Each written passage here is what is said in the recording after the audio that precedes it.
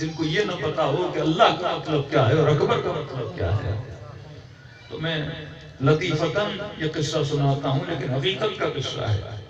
محرم کے دن تہران کے بہت بڑے خطیب کہتے ہیں مجلس پڑھنے کے بعد گھر گیا.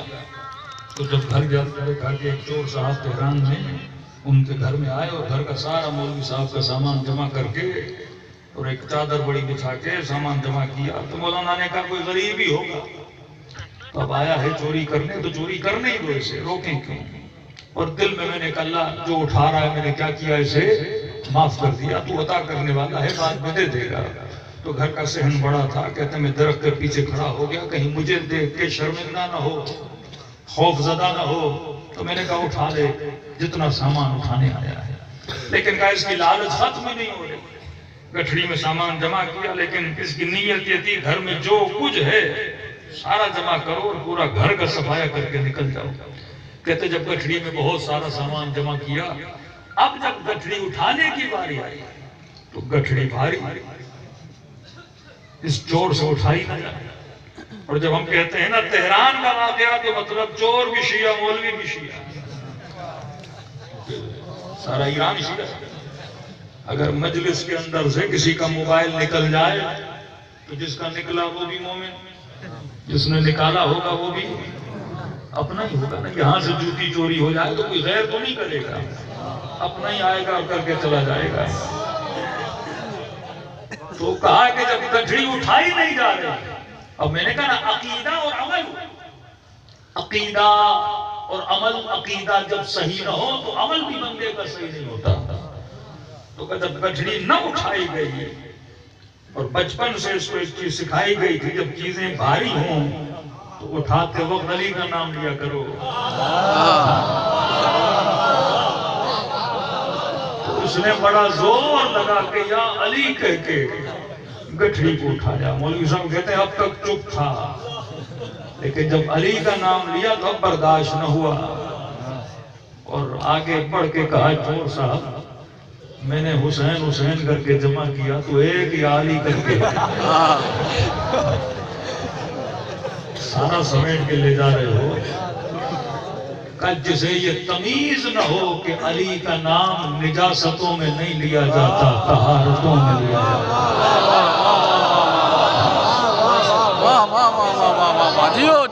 اسلام کو سب سے زیادہ نقصان اس مسلم نے دیا جو ذکر تو کرتا تھا پر اسے پتا نہیں تھا کہ ذکر کرنا کہاں.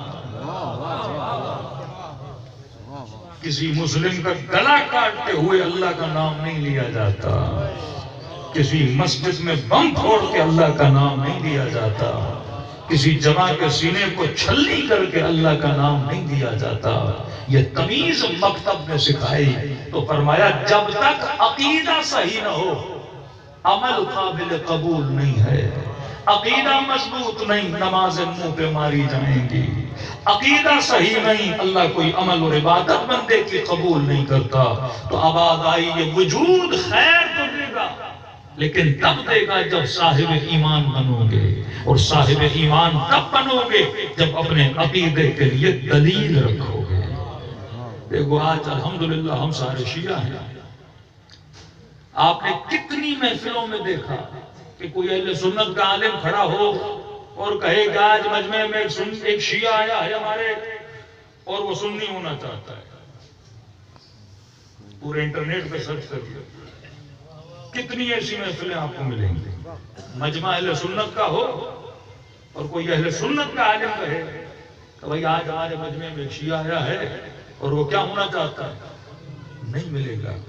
اکا دکا ملے گا تو بکاؤ مال ہوگا. بالکل نہیں ملے گا آپ کو.